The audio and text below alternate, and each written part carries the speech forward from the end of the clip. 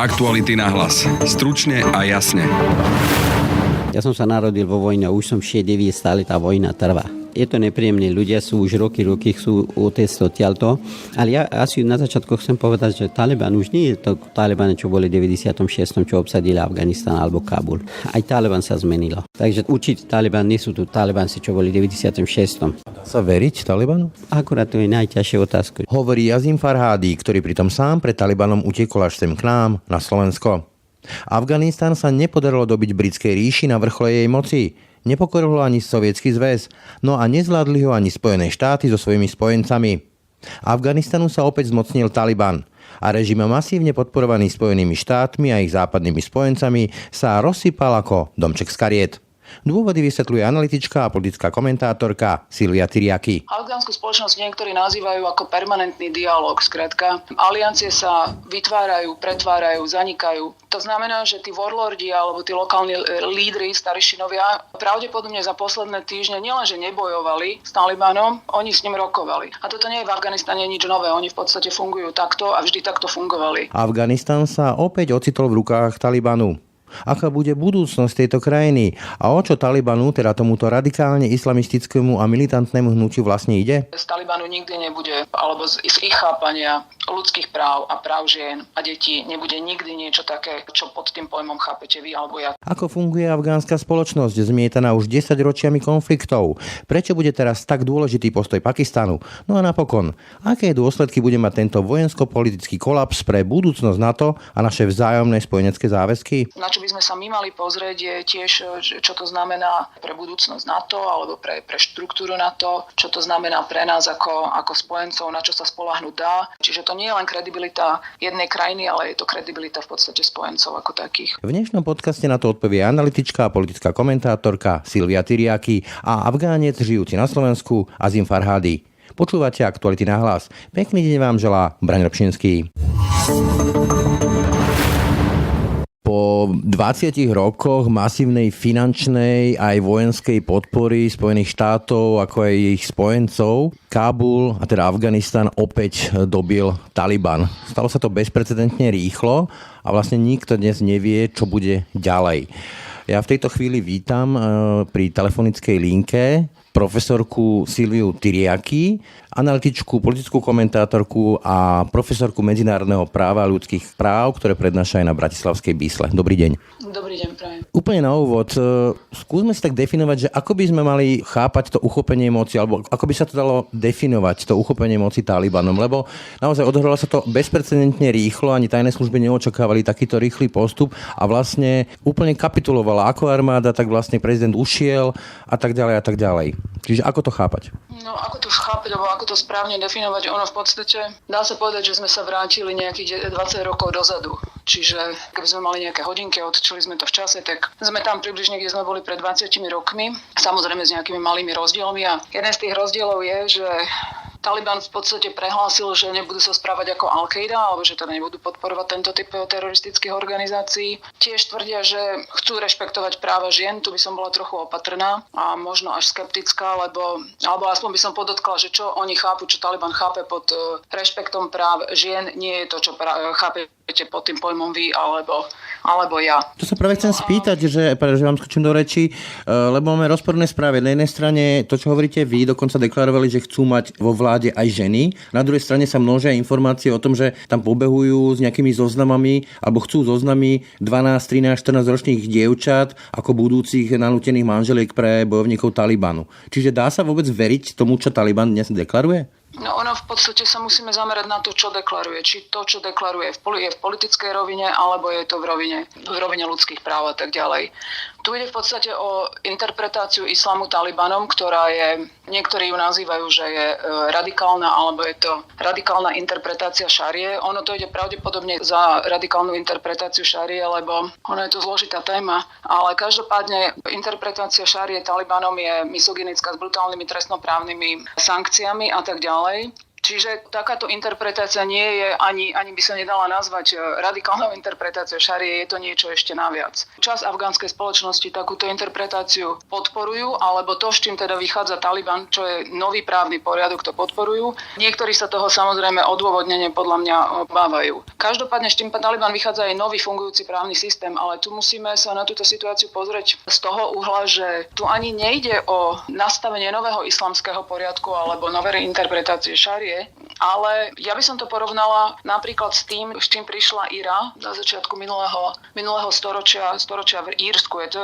takmer klasická stratégia geril, áno, že nahradí sa platný právny alebo poriadok, ktorý nefunguje, novým právnym poriadkom, aj keď teda ten je neakceptovateľný pre väčšinu, ale aspoň je funkčný. Čiže taká tá veta, čo sa tam objavuje pri tých správach, keď to sledujeme, že aspoň príde poriadok, lebo to je taká druhá kľúčová moja otázka, že prečo ten režim tak brutálne rýchlo skolaboval. Z toho, čo som sa rozprával s nejakými ľuďmi z Afganistanu, ktorí tu žijú, tak podľa všetkého to mohlo byť o skorumpovanosti toho režimu, že tam proste mizli obrovské peniaze a tolerovali sa veci, ktoré boli ďaleko za hranou tolerovateľného, a preto ten režim skolaboval? No určite to nie je len jeden z dôvodov, ako niektorí to nazývajú blitzkrieg, alebo skrátka, že ten decent interval tam nebol. Hej, no áno, k nemu nedošlo, k tomuto decent intervalu, ale pravdepodobne korupcia afgánskych predstaviteľov, oficiálnych predstaviteľov nebude tým jediným dôvodom. Ono v podstate k k niečomu podobnému došlo aj v roku 1992, keď mudžahidi prevzali Kábul, tiež to prešlo viac menej bez boja.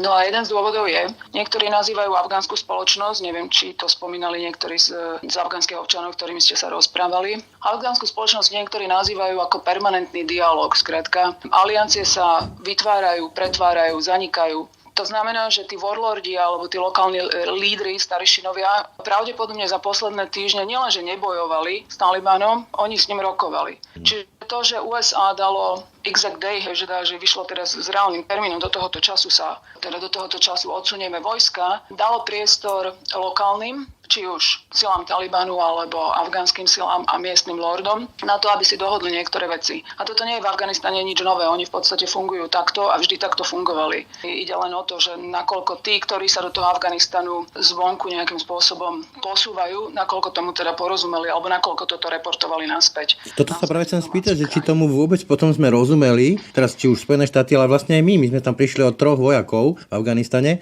a vyzerá to tak, že 20 rokov sme tam cvičili nejakú armádu, nalili sme tam obrovské peniaze, najmodernejšiu výzbroj a potom tá armáda v podstate nezdvihla ani jeden z tých nástrojov, ktoré mala k dispozícii. Vôbec nič neurobila. Či sme sa brutálne tak mýlili, alebo ako to chápať? Ako som už povedala, ako väčšina z nich pravdepodobne boli dohodnutí. Ono v Afganistane funguje dlhú dobu to, čo fungovalo napríklad v Európe, v stredovekej Európe, že rozšírenejšie rodiny posielajú jedného syna bojovať za Taliban a jedného za afgánske zložky. A takýmto nejakým spôsobom sa zabezpečujú alebo si zabezpečujú budúcnosť. No a čo sa týka tých peňazí, čo boli, ako ste povedali, naliate do toho Afganistanu, no tak oni sa zjavne cez kontraktorov aj vrátili domov, hej, do určitých krajín. Aby som povedala, že ono to tak až úplne tam nezmizlo niekde v tej strednej Ázii. A čo sa týka toho výcviku, no neviem, no Taliban bol zjavne pripravený, afgánske zložky zjavne pripravené správne alebo dobre neboli, tak to už nechám na zváženie tých, ktorí tomu rozumejú lepšie ako ja.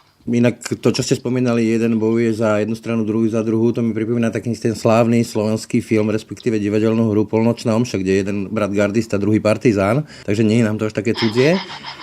Nie je to cudzie nikomu ani v Európe, ale toto je v podstate rokmi, storočiami overená taktika. Ako prežiť? A to je potom tá otázka, ktorá z toho vyplýva. Vylámali si tam zuby Briti za Disraeliho, vylámali si tam Sovietský zväz za Brežneva, teraz Spojené štáty s veľkou hanbou, dá sa povedať. Znamená to, že tú krajinu treba nechať na pokoji, že nemá zmysel do nej ingerovať a pestovať si nejaký taký sen, ktorý sme tu mali, že vybudujeme tam nejakú vládu a režim, ktorý bude s nami totožný v tých civilizačných normách? Vy v podstate teraz referujete k takmer 200-ročnej histórii, čiže všetky tie, či už Veľká Británia, Británia alebo Sovietsky zväz alebo Spojené štáty americké mali iné dôvody, prečo sa angažovali v Afganistane. A inak im to v podstate aj fungovalo. Možno akože tie dôsledky boli tie isté, ale dôvody jeden od druhého sa teda odlišovali. Ale v čom vidím ja problém je, že táto posledná iniciatíva ani poriadne zadefinovaná nebola. Teda aspoň ja mám s tým trochu problém. Áno. Ja si nie som úplne istá, že či to bolo R2P,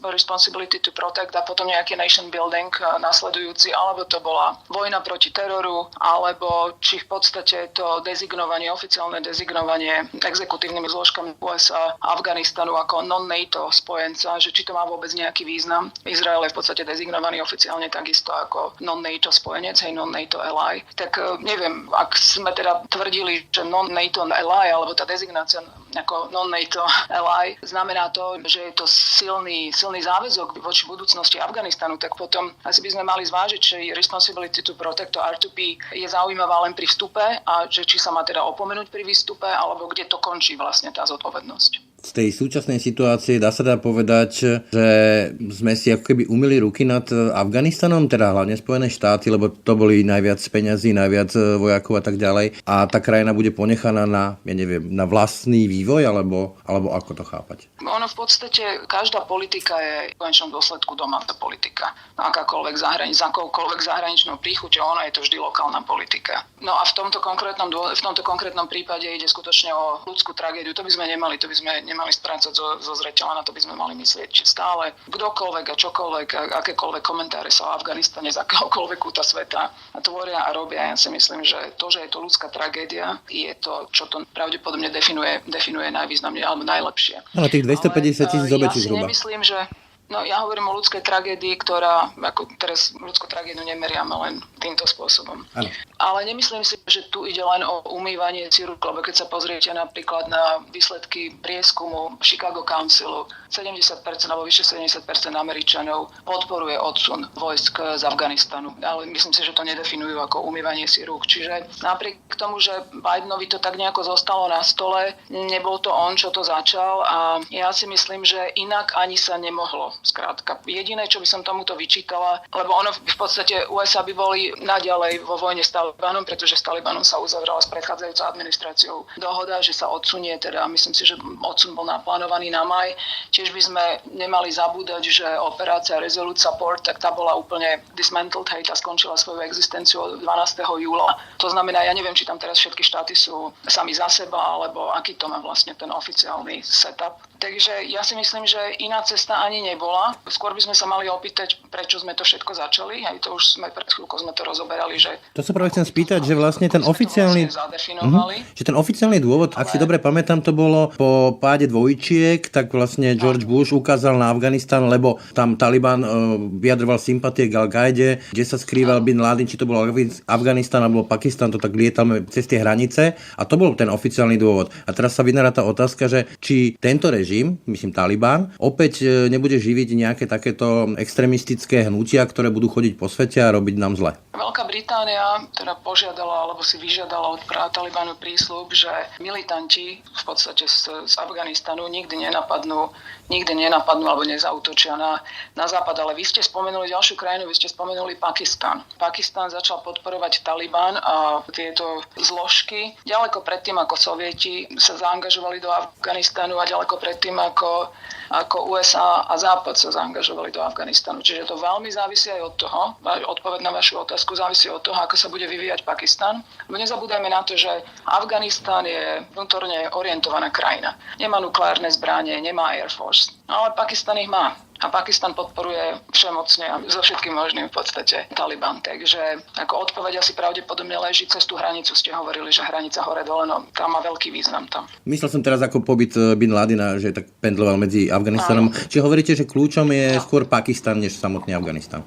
A ako sa vyvinú vzťahy medzi v podstate medzinárodným spoločenstvom Pakistanom, aký postoj zaujme Pakistan a tak ďalej. Ako som spomenula, ešte raz to zopakujem, nie je to Afganistan, ktorý má nukleárne zbranie, nie je to Afganistan, ktorý má silný Air Force. A čo samotní Afgánci? Tak aktuálnou témou veľmi samozrejme sú práva žien. Ja som sa napríklad rozprával s tiež človekom, ktorý tu žije s Afgáncom a on mi hovorí, že Taliban dnes už nie je Talibanom z roku 90 96, že už sú iní, i keď je otázka podľa neho, či sa im dá veriť. Čiže môže prísť k niečomu takému, ako je taký nejaký návrat do nejakého stredoveku, čo sa týka postavenia žien, možností štúdia, neviem čo všetko, vynútené manželstva a podobne? Ja neviem, či by som to nazvala návrat do stredoveku, lebo ono v podstate tieto názory sú tam živé a ja si myslím, že to, čo je deklarované, nie je vždy zodpovedá tej realite. Áno, že ten politický diskurs je väčšinou a vo väčšine krajín, nie len Tereze, a vo väčšine v podstate prípadoch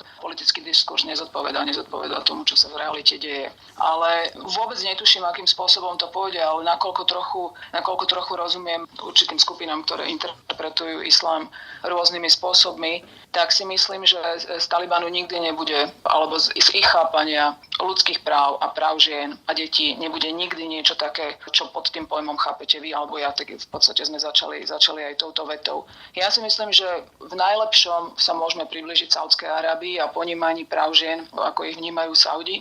No uvidíme, v podstate, ako tam nejde ani o to, že čo deklarujú a čomu veria, alebo teda či sa im dá veriť, ale čomu oni veria. A oni neveria určite tomu, že ženy sú jedno, že nejakým spôsobom. Ale na druhú stranu myslím si, že len 13,niečo percenta Afgáncov podporuje Taliban, čo je teda relatívne nízke číslo. Myslím si, že tieto čísla sú z roku 2019. Nemyslím si, že išli hore. A na druhú stranu, tako je to relatívne nová informácia, možno len 2 dní stará. Ahmed Mesud, jeden z protitalibanských veliteľov, to je syn bývalého šéfa Severnej koalície?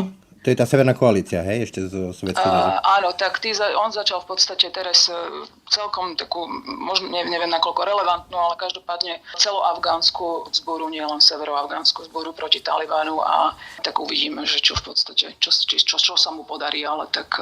Čiže hrozí tam občianska vojna? Ja si nemyslím, že hrozí. Ja si nemyslím, že občianska vojna v Afganistane už teraz hrozí, ako to sme v podstate mali doteraz. A ako som spomínala, Afgánci neustále menia koalície, vyrábajú nové koalície a tak ďalej. Čiže oni nejakým spôsobom, ako nemyslím si, že občianska vojna momentálne hrozí, ale samozrejme môžem sa mýliť. Keď hovoríme o tých právach žien, vieme, že Afganistán dlhodobo obsadzuje prvé priečky v ľuďoch, ktorí teda odtiaľ emigrujú. Môže sa to vyvolať, to, čo sa teraz deje, ešte masovejší exodus z krajiny? Určite, ako ja viac menej som presvedčená, že to, čo teraz vidíme, čo sa tých na migráciu sa pýtate, predpokladám. Čo sa týka migrácie, ja si nemyslím, že migrácia, čo sa týka kvanta, ustúpi.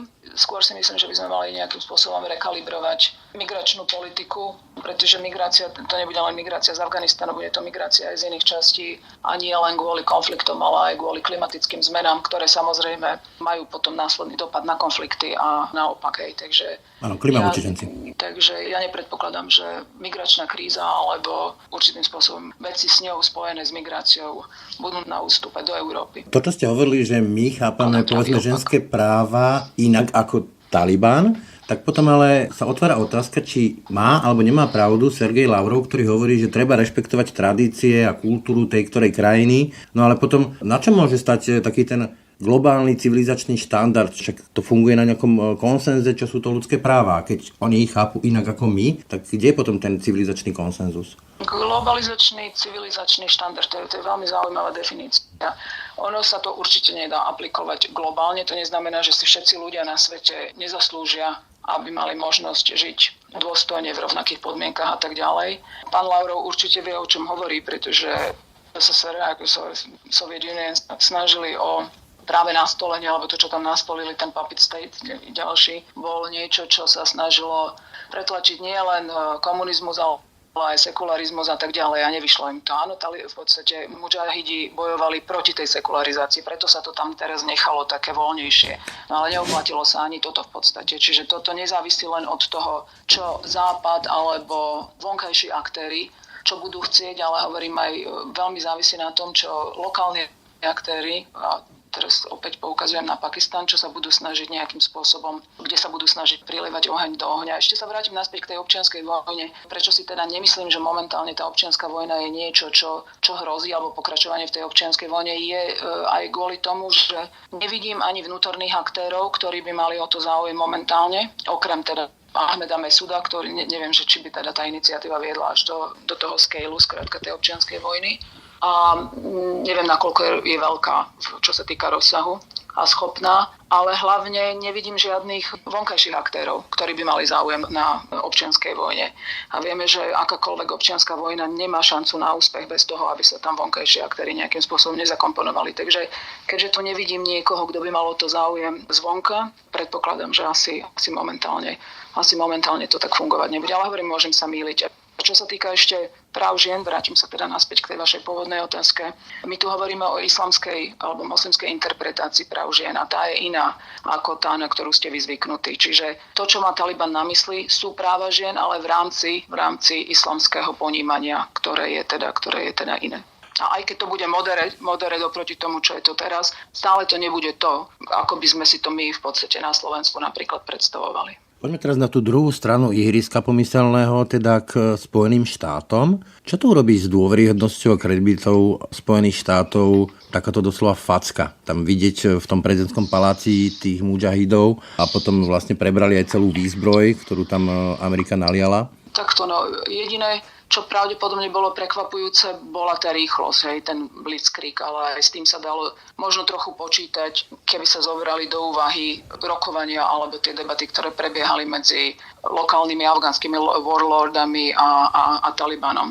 Ale čo sa týka toho, že Taliban prevzal viac menej, teda prevziať mohol, ako ja si nemyslím, že to bolo až tak prekvapujúce. No čo sa týka credibility, čo sa týka skrátka tej dôveryhodnosti, tak ja si myslím, že tá naštrbená určitým spôsobom je, ale ako som už spomínala, nemyslím si, že sa dalo niečo iné robiť za daných okolností. Nemyslím si, že to bolo vhodné a žiaduce, aby tam vojska zostávali. Že sa stiahli náhle a že sa stiahli s tým, že sa zadal reálny dátum. To bola podľa mňa chyba, pretože Taliban tým pádom už nemal dôvody na vyjednávanie, že oni v podstate tie incentives im boli zobraté. Keďže vedeli, že ten odsun bude tak či tak vykonaný, tak a mohlo sa pravdepodobne ešte vyjednávať. No áno, v podstate kredibilita naštrbená určite bola, ale na druhej strane, na čo by sme sa my mali pozrieť, je tiež, čo to znamená v podstate, čo to znamená aj pre budúcnosť NATO alebo pre štruktúru NATO, čo to znamená pre nás ako spojencov, na čo sa spoľahnúť dá, aké dezignované termíny a definície sú teda dôveryhodné. Spomínala som non-NATO ally definíciu, napríklad pre Ukrajinu je to definícia, alebo teda dezignácia oficiálna, ktorá je veľmi dôležitá. Či sa na ňu budú v budúcnosti vedieť spoľahnúť, je teda otázne, keď sa pozrieme na Afganistan a tak ďalej. Čiže to nie je len kredibilita jednej krajiny, ale je to kredibilita v podstate spojencov ako takých. Čiže povedzme aj kredibilita toho povestného 5. článku Washingtonskej zmluvy, že by povedzme Američania prišli brániť prenesene povedané Martina Brezno? Ako v celku, keď sa o tom rozprávame vo všeobecnosti, tak to zahŕňa čokoľvek, čo nejakým spôsobom na tú kredibilitu alebo odkázané je. Čiže pomôž si človeče, Pán Boh ti pomôže. Ale úplne na záver by som sa teda spýtal, lebo my sme tam prišli, hovorím, od 3 vojakov. 3 ľudské životy tam vyhlásili zo Slovenska. Investovali sme tam tiež mnoho peňazí, neviem presne tú sumu. A teraz tá kľúčová otázka potom na konci dňa znie potom, malo to nejaký zmysel vôbec tých 20 rokov? Lebo napríklad Joe Biden povedal niečo v tom slova zmysle, že národ sa vybudovať nedá. Čiže inými slovami, ako by povedal, že to nemalo zmysel. No, odpoveď na túto otázku záleží veľmi na tom, alebo závisí od toho, ako si zadefinujeme pôvodný dôvod vstupu do Afganistanu. Ak si ho zadefinujeme ako boj proti terorizmu, tak pravdepodobne to význam malo. Ak si ho zadefinujeme ako nation building, tak to význam nemalo. Ak ho zadefinujeme ako R2P a následný nation building, tak sme tam niekde určite zlyhali, pretože sme to nedotiahli do konca. Takže to závisí, odpoveď na túto otázku závisí od toho počiatku, kde začíname a tam si nie som úplne istá tou definíciou. A neviem, či niekto je. Ani vlastne tí, ktorí tú definíciu zadali pôvodne, hej? Ja neviem, či ju zadali. Ja som si úplne istá, či ju úplne presne zadali. Či bola úplne presne definovaná tá situácia. Čiže ja si myslím, že by sme mali byť jasnejší v tom, čo robíme, do čoho sa v budúcnosti budeme púšťať a nejakým spôsobom analyzovať a predpokladať dôsledky, či už to bude o 5 rokov, o 10 rokov alebo o 20 rokov. Ja ďakujem za mimoriadne zaujímavý rozhovor Silvii Tyriaky, analytičke a politickej komentátorky. Ďakujem pekne. Ja ďakujem veľmi pekne a prajem krásny zbytok dňa. Aktuálne môžeme vidieť až dramatické zábery z kabulského letiska, ako sa tisícky, stovky ľudí pokúšajú utiecť potom, ako Afganistan ovládol Taliban. No a pri mikrofóne vítam Azima Farhadiho. človeka z Afganistanu, ktorý tu žije už celé dlhé roky a venuje sa aj integrácii afganskej komunity na Slovensku.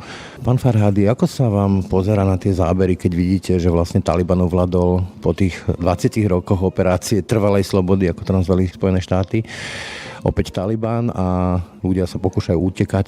Na začiatku musím povedať, že je to veľmi nepríjemný. Jednoducho človek na tú zábere nemôže pozerať, hlavne, že to lietadlo, tak potom, keď lietadlo letilo, padlo tam 2-3 mladí ľudia a je to veľmi nepríjemne. Ale zase na druhej strane, keď človek pozerá tu ľudia, čo je na letisku, im nehrozí nejaké nebezpečenstvo zo strany Talibancov. To sú mladí ľudia, že nejakým spôsobom počuli, že môžeme, alebo nikdy povedal, že vraj už zo zahraničí prídu letadlo a všetky naložia a idú na západ. Takže by som povedal, že tak horšie, alebo nevidím tú situáciu, že oni až tak dajú na to. Ale ten Taliban my tu chápeme alebo vnímame, oni aj dokonca teraz deklarovali nejaký, že islamský emirát chcú zriadiť, už tam premalujú nejaké reklamy mladých žien, proste tie predstavy o tom, ako majú ženy žiť, ako dievčatá majú žiť, či majú študovať, nemajú študovať, to všetko už poznáme. Rozumiete vlastne tomu, prečo tí ľudia odtiaľ chcú utiecť? Ja som sa narodil vo vojne. Už som 6-9, stále tá vojna trvá. Takže je to nepríjemné. Ľudia sú už roky chcú utiecť odtiaľto. Ale ja asi na začiatku chcem povedať, že Taliban už nie je to Taliban, čo boli v 96., čo obsadili Afganistan alebo Kabul. Aj Taliban sa zmenilo. Už nie je taký radikál? Radikál alebo neradikál, to presne momentálne nemôžem definovať, že sú alebo nie, ale sú medzi nimi aj sú aj takú bežné, normálne ľudia. A po toho, čo už 4 dní majú ovládať aj Kabul a už mesiac majú aj iné provincie, tá retorika ich sa zmenilo. Napríklad na sever Afganistanu, mesto Kunduz, tak normálne ten námestník futbalistov pozval, že poďte, hrajte futbal. V 96. futbal bol haram. Takže určite Taliban, nie sú tu Talibani. A Talibanci, čo boli v 96. zabíjali, že nám poslali domov, nemali žiadne právo a tak tá situácia je úplne iná. Ale čo to sú na letisku, to ja neviem, ja čudujem tu mladí ľudia, že nejakým spôsobom hernú na letisku a chcú ísť do zahraničí. Situácie sú takí neznámych, nepríjemní, pre viacerých ľudia sa majú obavu zo svojich detí, zo seba, za svoje životy, ale nevidím až tak. Ja som v kuse už 4 dní, až pomaly aj mesiac som v kontakte, ale už 4 dní tak častejšie. Ja som niekedy aj včera som mal viac ako 30 telefonáty. Aj v Kábule, aj mimo Kábulu. Hlavne na sever Afganistanu. Takže tá situácia už nevidím také nebezpečenstvo. Dneska ráno mali tlačovú konferencie. A oni vyjednávať, rokovať, ale aj vyhlásili amnestie. Takže ja vidím, že niektorých ľudia, čo neboli vôbec toľko dôležité a oni seba už na tú médiá alebo na sociálne siete tak až tak nejakým spôsobom ukážu dôležité, že ja im čudujem. Ja. Čo vlastne si máme my predstaviť pod tým, keď oni vyhlásili, že chcú islamský emirát? To je niečo ako Daeš, ten islamský štát, alebo niečo iné? Alebo čo si predtým máme predstaviť? Určite Daeš, tak je to Taliban, sú radikálna skupina, ale Imarát to neznamená, že to ako by bolo ako islamský štát. Určite nie. Tak oni tu hlásia, tak za to aj bojovali, za tú Imarátu, že tak sú takú nejakú nový štýl, by som povedal, že by prenášali v Afganistanu a aj s tým aj trošku také tvrdšie náboženstvo. A ja som tu opakoval, že tu nie sú oni tu už čo tu boli, ale tak samozrejme, že aj včera, aj dneska, čo ráno, čo mali tlačovú konferencie, povedal, že o tom hovoria, ako bude systém štátu, ako bude taká nejaká koalície, tak samozrejme, že tá situácia není tak rúžová, ale není až také zle, čo na západe uvidíme na sociálnych sieťach. Slovensko vyhlásilo, alebo teda oficiálni predstavitelia Slovenska vyhlásili, že príjmeme 10 utečencov. Pre kontext Nemecko chce prijať 10 000. Neviem, 10, je to viac ako tých 7 statočných, ale menej ako apoštolov pri poslednej večeri. Mne sa to zdá strašne málo. Ono, keď človek pozerá na to 30 milión ľudí a 10, a chcem povedať, že dobre, tak bereme 10 000 napríklad Nemcov, 10 Slovensko, alebo 75 000 Angličania a nejaký 500 000 Američania. Dobre, tak oni tu vzdelaní ľudia oni berú. Tak ak by tak dohoda bude platiť zajtra a Talibanci sa dohodnú nejakú koalíciu aj s opozíciou a počúva to hlas západu, takže tam bude nejaký štát a potrebujú ľudia pracovať. To, čo vidíme na obrazovku, tu dlhé vlasy Talibancov, oni nemôžu robiť, oni sú negramotní, nezdalané. A tu zase toto ľudia, tam treba byť a tam treba pracovať. Napríklad Angličania berú najviac chalani z informačnej službe. Mimochodom, ja som robil niekoľko rozhovorov s Afgáncami, ktorí tu žijú, to sú väčšinou lekári, vzdelaní ľudia. Tie predsudky tu máme, že to sú nejakí presne nevzdelaní ľudia, ale naopak ja mám skúsenosť, že sú to vysoko kvalifikovaní vzdelaní ľudia. Vy sa aj venujete integrácii tejto komunity. No áno, tu sú chalani sú študovaní, to sú prečo počas socializmu, ale ďaká toho vojnu, tak na nešťastie oni sa nevrátili naspäť. To je jedna ako časť, to bol počas socializmu, potom trvala občianská vojna, ale tu ďalšie potom tu posledných 10 rokov, alebo 20 rokov, čo Západ do toho nejako vyhlásil nejakú veľkú takú nápadu alebo reklamu išli do Afganistanu. Trvalo slobodu, hej. Trvalo slobodu ako 25 štátov, alebo 32 a nakoniec išli týždeň von a obsadili. Tak chyba je kde? Musí človek hľadať chybu. Nie to, čo je na obrazovku vidíme, alebo na sociálnych sieťach. Čím si to vy vysvetľujete? Ste odtiaľ? Briti sa to pokúšali dobiť, myslím Afganistan v 19. storočí, Sovietsky zväz sa pokúšal ako vtedajšie veľké impérium, teraz Američania 20 rokov tam bojovali a všetko to krachlo. Čím to je? Čím ste taký výnimočný? Ja si by som povedal, že zemepisu, alebo to hornatie krajina, napríklad Panjšer, čo to je teraz je momentálne akože najväčší takú pripravenie oproti Talibánom, tak budú bojovať ďalej. Oni už sa nevzdali. A dokonca viacerých ľudia, čo majú proti retoriku Talibánu, idú do Panjšeru. Čo má zbranu alebo nemá zbranu. Tak momentálne. Iba včera som počul, že viac ako 12 000 ľudí tam išli pomôcť im, čo už povstali proti Talibáncom. Takže je to hornatý krajina, prvom povedal, a druhý strana, tak Afgánci sú takí, bohužiaľ. Tak už celé generácie, dedo bojovník, otec bojovník, vnuk bojovník. Tak ja keď pozerám aj na tú Talibáncov alebo na mudžahidiny, čo prišli. Ja som mal skúsenosti s tými. Ja som aj bojoval, ja som bol aj medzi nimi. Oni okrem toho, že viacerých by som povedal, okrem vojnu a bojovať nič nevedia. Ja preto hovorím, že keď každého štátu bere nejakú vzdelaného Afgánca, a čo potom tam, kto bude robiť? Tí bojovníci. No, oni nemôžu a tu potom zase treba nikto. A keď tak ďalšie, tak 10 alebo 15 rokov, tá mladšia generácia narastie, tu bude neskoro. A ja preto hovorím, že lepšie by nezobrať tu ľudia, tu mladí ľudia krajine západne alebo v Európe, ale nech Európa alebo Amerika, nech do toho tlačia a sílu veľmi moc na Talibán, že nech budú prijať aj koalíciu, aj opozíciu, aj hlas západu. Dá sa veriť Talibanu? Akurát to je najťažšia otázka, že momentálne všetci na to rozmýšľajú, aj viacerých politológovia v Afganistane. Oni veľmi tak opatrne reagujú na tú otázku, že dá sa veriť alebo neveriť. Ale jednoducho, akože ja som istý, že oni sa zmenili. Oni sa zmenili posledné 2-3 vyhlásenie, čo mali úplne boli iné. Včera napríklad tá výbor pre vzdelanie vysokých škôl vyhlásili, že ospravedlnili všetkých mladých ľudí, čo študujú na vysokú školu, že prosím vás, stalo sa zmena, prišlo. Nejdete do školy. Ale tam bolo napísané mladí ľudia, nepovedali, že ženy a muži. A nakoniec tak spomínali, že propaganda nepriateľov hovorí, že Taliban nepúšťa ženy na vysokú školu. Ale to není pravda. Počkajte týždeň alebo 2 a 3 dní. Škola sú dvere otvorené, môžete ísť do školy. Takže preto to vyhlásenie, že to 2-3 krát čo vyhlásili, tak ja som istý, že oni už nie sú, čo tu boli. Ale zase na druhej strane na Afganistan bolo horšie predtým, ako teraz ja vidím. Napríklad bývalý prezident, ten, čo utekal, ten nešťastný. Predstavte si, že Afganistan je jediný štát, čo nemá ID card, občiansky preukaz.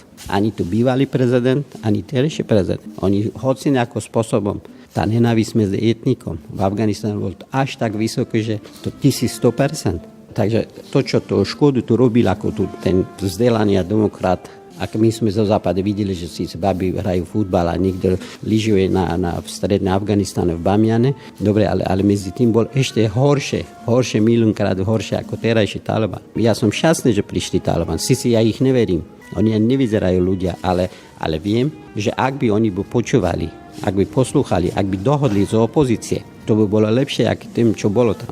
Pretože ja ten nenávisť medzi etnikami, ja cítim tu na Slovensku, medzi Afgáncami. Tu sú. Voľakí chalani, vy ste spomínali, že sú študovaní ľudia, oni tu prišli počas socializmu, áno, ale medzi nimi nie. Ale potom to ďalšie 10, 15, 20 rokov generácie, čo prišli, keď som prišiel na Slovensku, bol nejaká večera, tak sme išli všetci. Ale teraz na posledných 10 rokov vidím, že tam sú prísť jednotníku na večeru a potom vidím, že ďalšie pripravili nejaké party a bolo ďalšie etníky. To prenášali.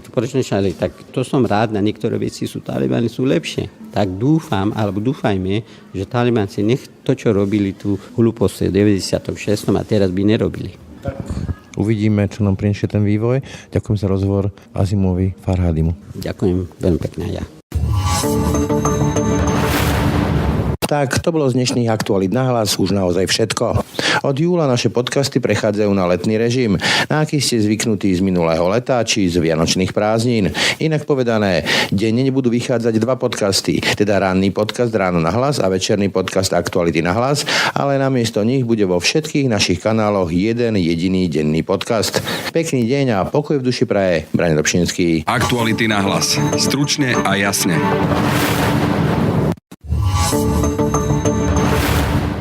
Tak, to bolo z dnešných aktualít na hlas už naozaj všetko. Od júla naše podcasty prechádzajú na letný režim, na aký ste zvyknutí z minulého leta či z vianočných prázdnin. Inak povedané, denne budú vychádzať 2 podcasty, teda ranný podcast Ráno na hlas a večerný podcast Aktuality na hlas, ale namiesto nich bude vo všetkých našich kanáloch jeden jediný denný podcast. Pekný deň a pokoj v duši praje Braňo Dobšinský. Aktuality na hlas. Stručne a jasne.